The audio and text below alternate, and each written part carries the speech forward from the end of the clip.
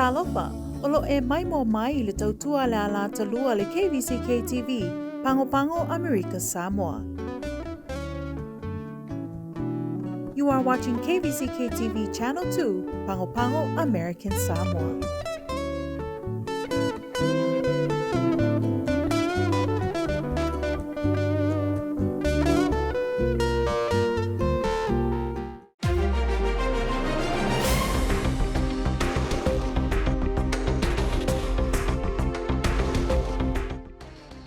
Tapuni America Samoa mo le vaiaso ono afianga lo Kvzk.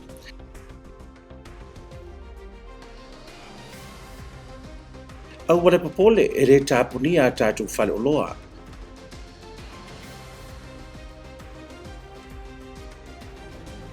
Ma ufa awa upea o ngana whanau I lunga upenga te whailangi.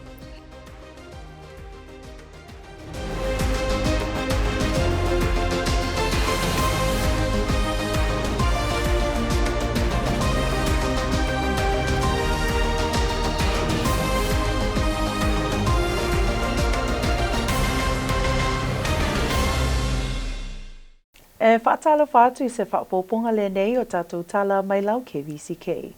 E momo atu le tātou no le sifuru ma le lua le vailuanga o le poana pō ma le tai au nei, na amatai le tāpuni o Amerika Samoa mo le vaiaso atoa, ona o le alia I mai wa mama I tua le siama o le Kvzk, e peo na awhiai ni tangata o se ainga to afitu, e peo na whailua mai le poana pō I le taimi o se whontanga, ma sui o mtanga luenga so I fō maloloina, ma le awhionga le kovana sili ma le lutena kovana, o se au telenga le nei o le ripoti.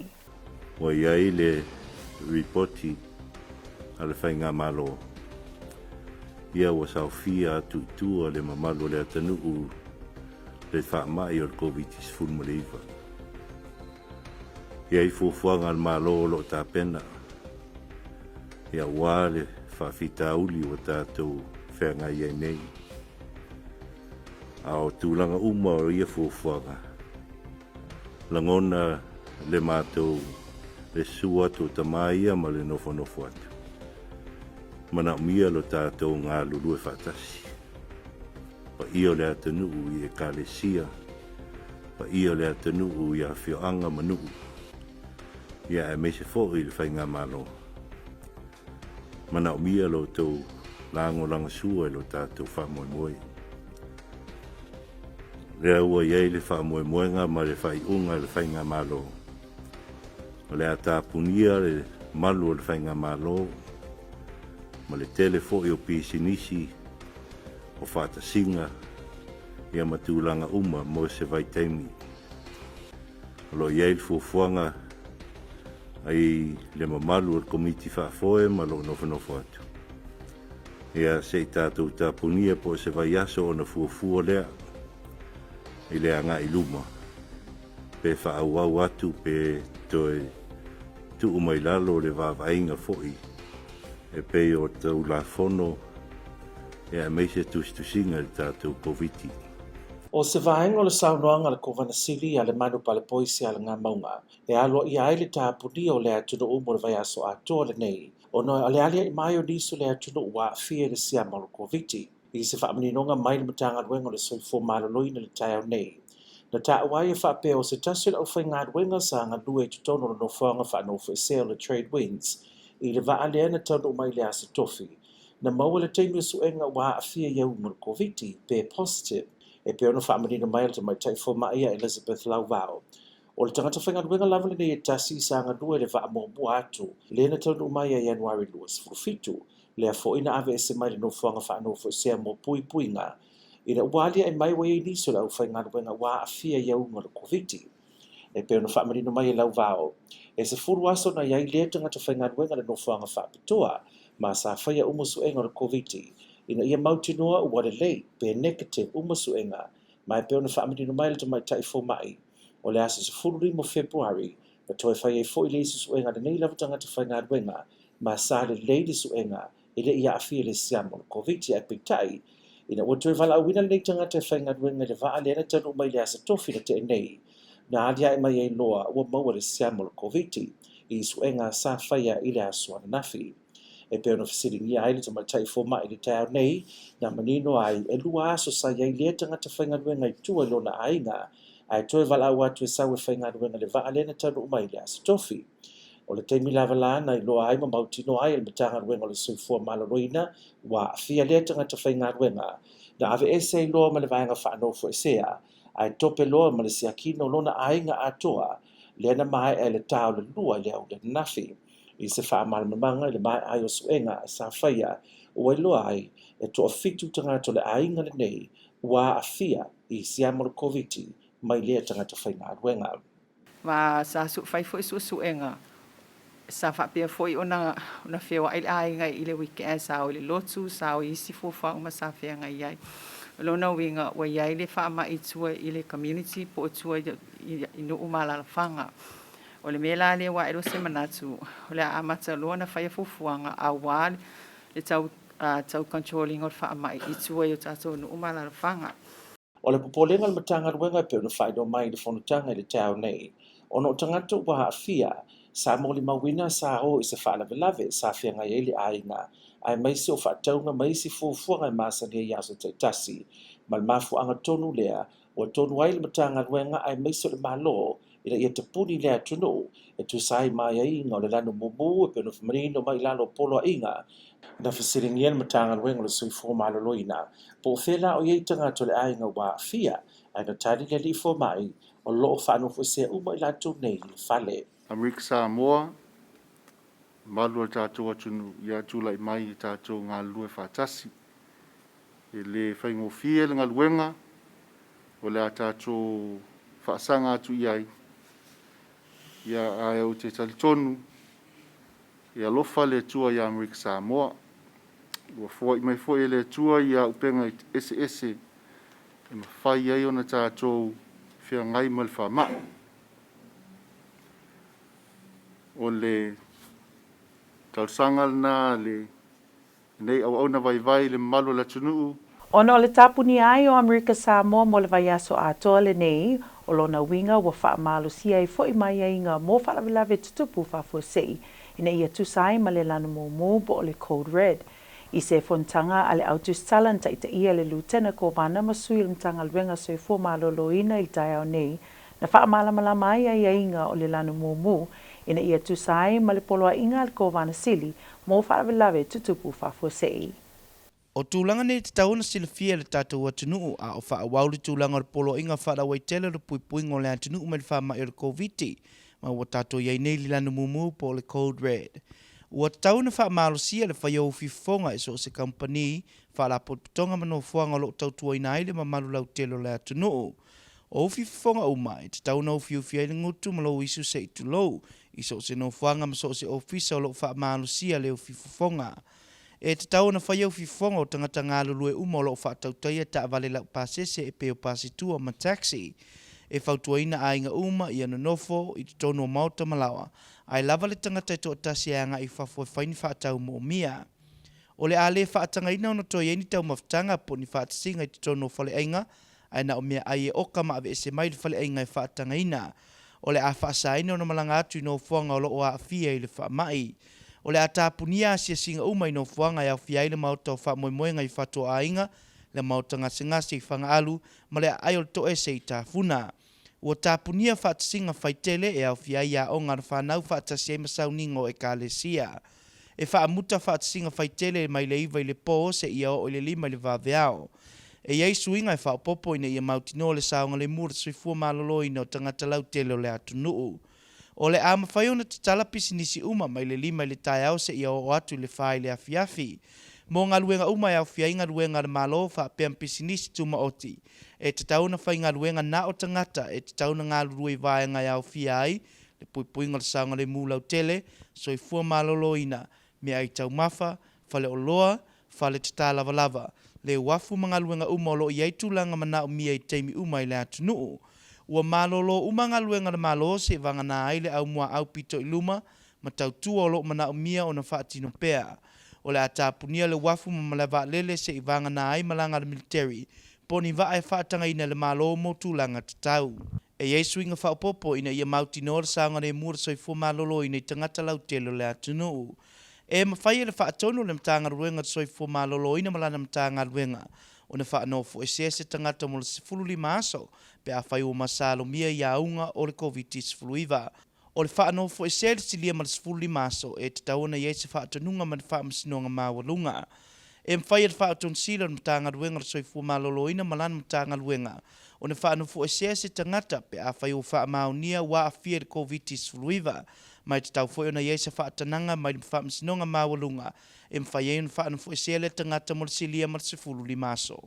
E mwhai le whaatonu le mtanga ruenga le soifua maloloina ma le mtanga ruenga o na whaanu foi se tangata mo le luas fultasi aso pe a whai ua masalo mia ua afia ia unga le COVID. O le whaanu foi se le silia ma le luas fultasi aso le tangata o e te tauna i le whaatonunga ma le whaamsinonga mawalunga.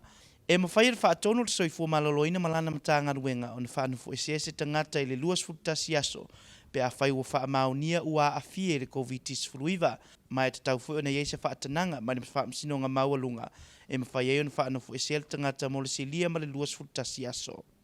I le mai ai o le whaasalaunga i le poana po le tāpunia o le atunuu mo le vaiaso atoa, na maitawina ai le toa tele o nisi o le atunuu, na whaatope atu i whale o loa whaapea mapamkesi, ona o le popole i le whaasalaunga, ai pe itai e pe o na whaamalamalama mai e le afionga le lutena kowana i a talauenga i le taiao nei, e le eise mea whaapopole i nai le atunuu, ona o loo tatala pea tātou whale o loa, ma pisi nisi mai le lima li taiao i le whai la uli mo whaataunga a le atunuu.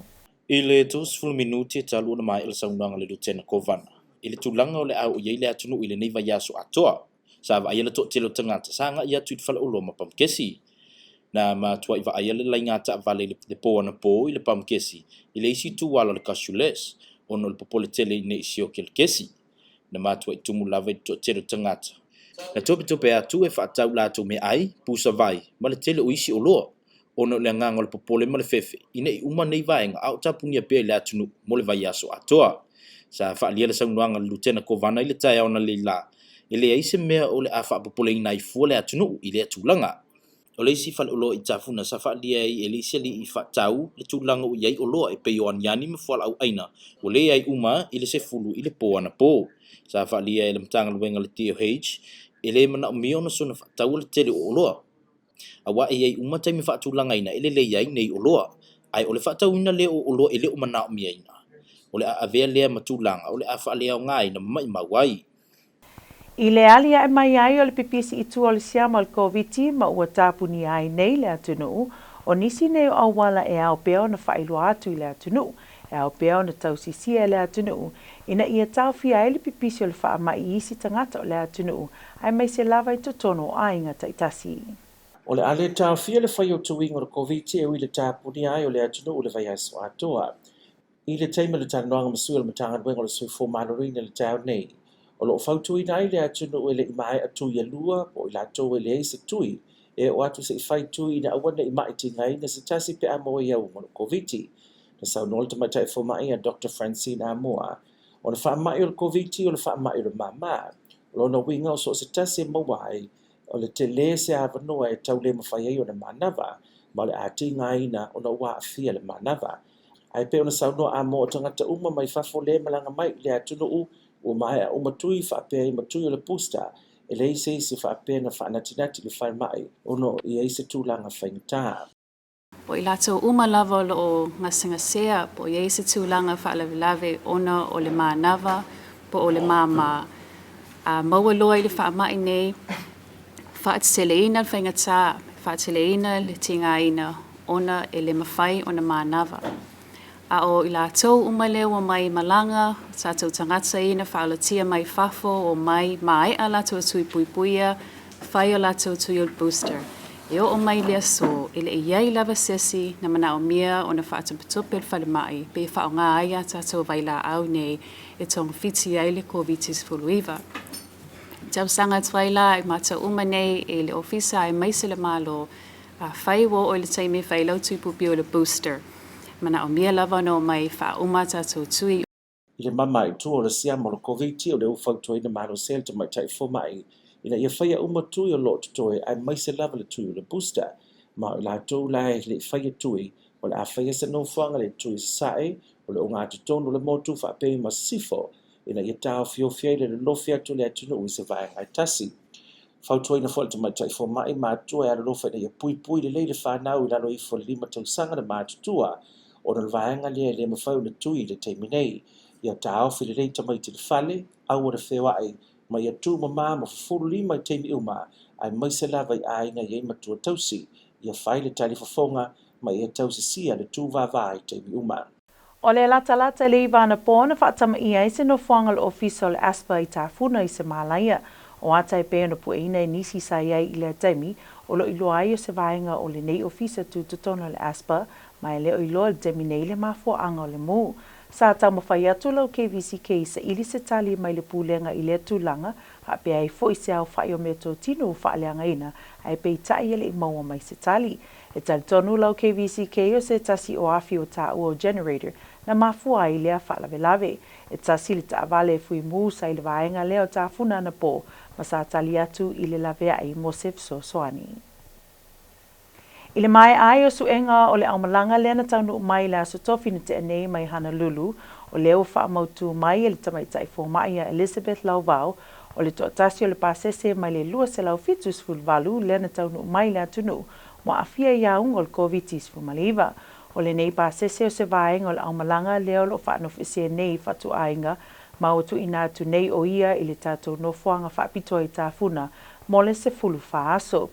O le aso tofi nei leo fuafua e whai e lisu enga lona lua la aumalanga atoa.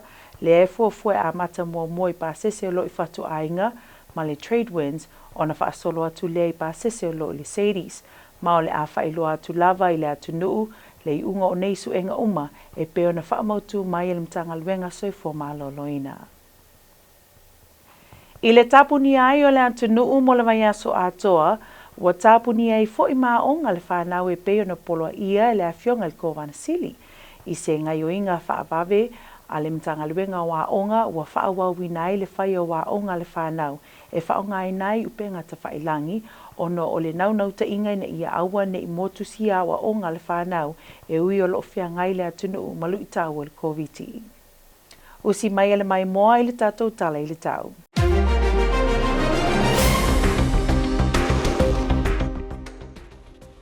E whatalo whaitu le tātou tala le tau mo Amerika Samoa mo le pōnei e o le pōle asolulu e awaua e te olo timunga le malu e fitu sifuru vele valu sifuru sa veli me matu e sifuru le sifuru lima mai le tula. Mo le asatofi o le pōle asfarile awaua e te olo timunga le vele valu sifuru malu e fitu sifuru sa veli me matu e sifuru i le sifuru lima mai le tula. O si ai lea i le lua sifuru mai le tula mai angi whaatau tau taimi. Mo le aso na i o le aso fua e matene na awaoa e ta apa solo timu le vela iwa sifuru ma lue fitu sifuru fa pia sabidi mai sasae sifuru i le sifuru lima baila le tula. O le tala na le tau mo Amerika Samoa. Ma o le whaiunga le nao talafo wale KVCK i le nei a fiafi whaaftai whaatasi mai tō whaasefua.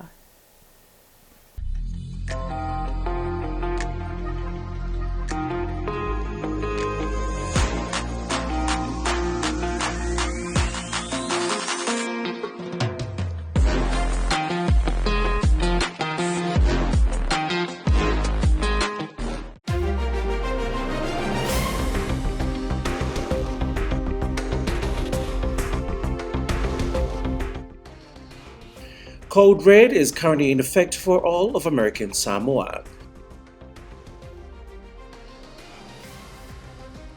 Lieutenant Governor advises people not to panic buy.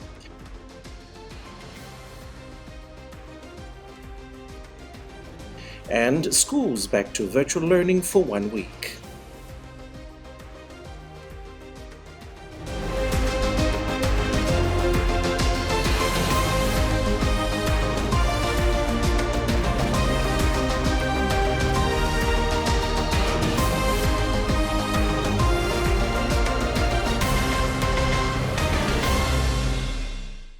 Talofa lava and good evening. You're watching KVZK News. I'm Manino Fumono Mangele. American Samoa is in strict lockdown for 1 week in the wake of 7 positive cases discovered in the community yesterday afternoon.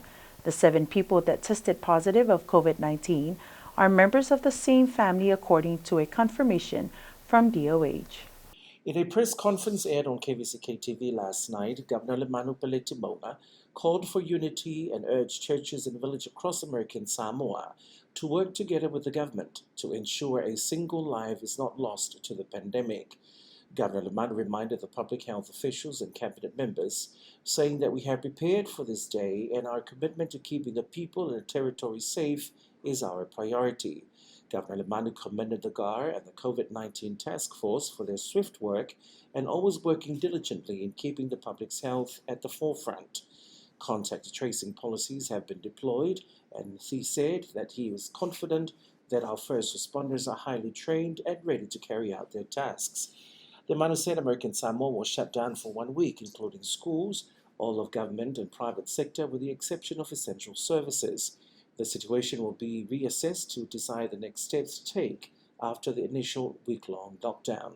For the past 2 years, American Samoa had managed to keep COVID at bay, but things changed quickly overnight for the territory when 7 positive COVID cases were discovered in the community. Governor Manu and Lieutenant Governor Tala Wenga acted very quickly, ordering a code red lockdown for the whole of the territory at midnight last night as the territory deals with its first community transmission of COVID-19. In a special meeting called last night and again this morning by DOH officials, it confirmed that a staff of DOH is believed to have contracted the virus from the January 27th flight, and 7 out of 8 of the family members are confirmed cases. No details as to the extent of community transmissions or locations of interest have been shared by health officials. This staff member was tested positive at a quarantine site where no one else had tested positive. So we had to find out what had happened, where was the exposure. This staff member was also part of the staff that dealt with the flight that came in on the 27th of January, where we had to remove from our quarantine site after finding out that one of our staff members there had been exposed to a traveler who tested positive. Further investigation, we sent a team to this particular staff member's home to make sure, to find out whether when they left isolation on the 15th of February, after being placed in isolation because of their exposure, we sent a team to find out if what had happened and whether this particular staff member had been infectious during the time when they were at home. Upon testing the family members, there were 8 tested, 7 family members out in the community had tested positive. Further investigation also revealed that these family members did engage in several activities out in the community, such as funerals and churches and also other school functions. 35 passengers from the 27th January Honolulu flight tested positive to COVID upon arrival. This followed an announcement that 8 quarantine staff from the health department who worked at quarantine sites also tested positive. The 35 passengers is the highest number of imported cases on record for a single flight and the first time quarantine staff had tested positive. With Code Red now in effect for all of American Samoa, many are asking about what they should and shouldn't do during the lockdown. The Department of Health and the Lieutenant Governor Talawenga Eleasalo Va'alele Ale hosted a press conference this morning to explain what our people should know about Code Red restrictions. Declaration of ongoing public health emergency and state of emergency. All persons, businesses, organizations, or agencies are required to mandate mask use inside of any building that is open to the public. All persons must wear a mask that covers their mouth and nose in the following circumstances: in or at a location where mask use is required by the person or agency who controls that location. Every person who occupies a bus, taxi, or other vehicle engaged in commercial transportation must wear a mask. Families are encouraged to self-quarantine and designate one member of family to go to the store.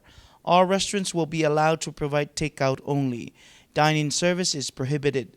Unnecessary travel to affected areas will be limited. The Hope House, LBJ Tropical Medical Center, and the Tafuna Correctional Facility will be closed for visitation. A territory curfew of 9 p.m. will be imposed. Public gatherings of more than 10 people are prohibited. All public gatherings from 9 p.m. and 5 a.m. are prohibited. Additional requirements and restrictions will be issued as necessary for the protection of public health. All businesses will only be allowed to operate from 5 a.m. to 4 p.m. All employers, public and private, will designate essential employees who directly perform or support essential services, such as those related to public safety, health, utilities, food production, distribution and sales, sanitation and laundry, port operations, and similarly essential services. Only those employees who are absolutely essential should work at places of employment. All American Samoa operations will be suspended except for first responders and essential employees. All air and sea travel will be suspended. Ports of entry will be closed except for military and approved air or sea cargo vessels. All public gatherings will be prohibited. Additional requirements and restrictions will be issued as necessary for the protection of public health. The Director of Health is authorized to quarantine a person for up to 21 days without notice if that person was or may have been exposed to COVID-19. Quarantine for more than 21 days must be authorized by High Court of American Samoa. The Director of Health is authorized to isolate a person for up to 21 days without notice if that person is infected or reasonably believed to be infected with COVID-19. Isolation for more than 21 days must be authorized by the High Court of American Samoa. Lieutenant Governor Talawinga is asking shoppers not to panic buy groceries to avoid putting pressure on supplies as the country prepares for a potential Omicron outbreak. Last night, Governor Lemanu announced that American Samoa would move into the red traffic light system setting in the event of a community outbreak of Omicron. In the gap of around 30 minutes between the governor's address in the nation announcing the one-week lockdown, people descended on the streets to buy food and other essential items. Stores that were still open around 9 p.m. last night were full with people who rushed over to buy food, water, and toiletries due to fear of stocking running out during the lockdown. Motorists also lined the street opposite Castules last night to fill tanks in case of fuel shortage. But as Governor Talawinga explained this morning, there is no need to panic and urge people to remain calm as essential items. Medicine would be available. Don't panic. The stores will always be open. We're not locking down the stores. Castules is going to be open, and Kmart and all of the important stores that people like to go buy their groceries from will be open. The container ships are still going to be running, so don't worry about any shortage of supplies. We have a number of ships that are expected to arrive this week and next week, and we're allowing them to come through. So like I said, please be patient and allow this downtime for us to reassess and figure out where we are. At a grocery store in Tafuna, a shopper said shelves with fresh produce, such as onions and vegetables, were cleared by 10 p.m. Said one shopper, some shelves were bare although it's not a full-blown panic buying yet. As DOH explained during its press conference, there is no need to buy a more than usual amount of groceries. All food has expiration dates, so buying more than what is needed will cause the food expire, and that's wasteful. Getting vaccinated and boosted is the best way to reduce your risk of symptoms, especially becoming severely ill if you get COVID-19. But right along with vaccination are steps you can take to both avoid getting infected and help prevent spreading the virus to others.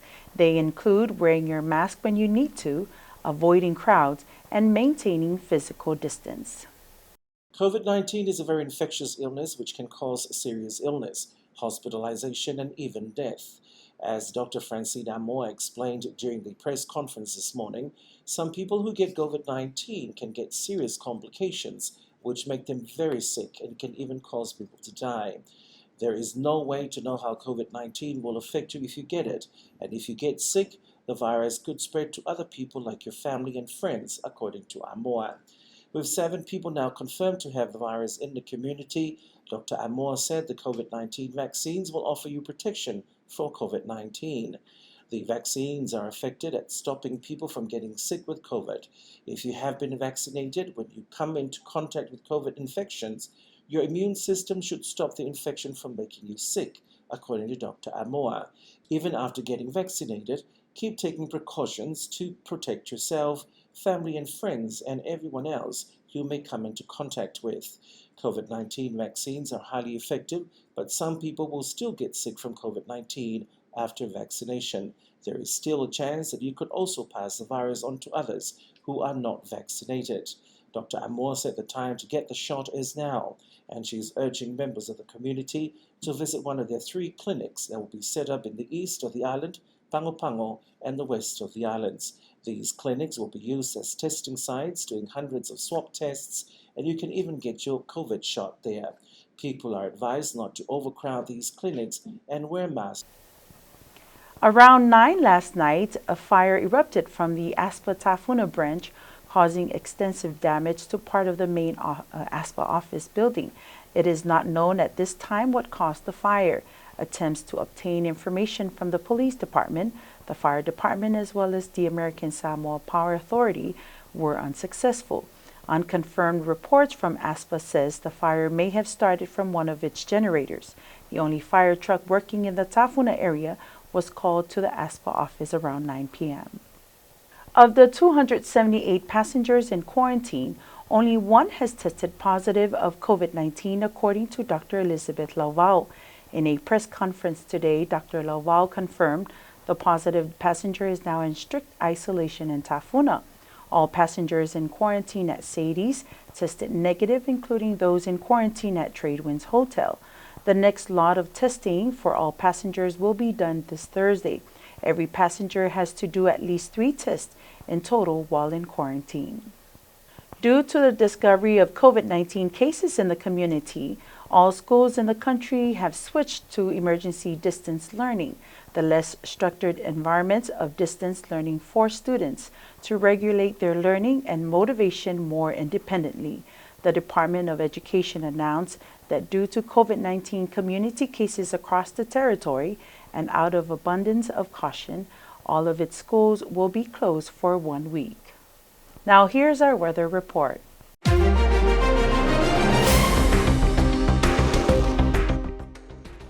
Talofa American Samoa, here's your weather. Tonight through to Wednesday night, cloudy, numerous showers, lows in the upper 70s, highs in the upper 80s, with north winds of 10 to 15 miles per hour. Thursday through to Friday night, cloudy, numerous showers, highs in the upper 80s, lows in the upper 70s, with northeast winds of 10 to 15 miles per hour, increasing up to 20 miles per hour at times. Saturday through to Monday, mostly cloudy, scattered showers, lows in the upper 70s, with highs near 80, and east winds of 10 to 15 miles per hour. And that's your weather.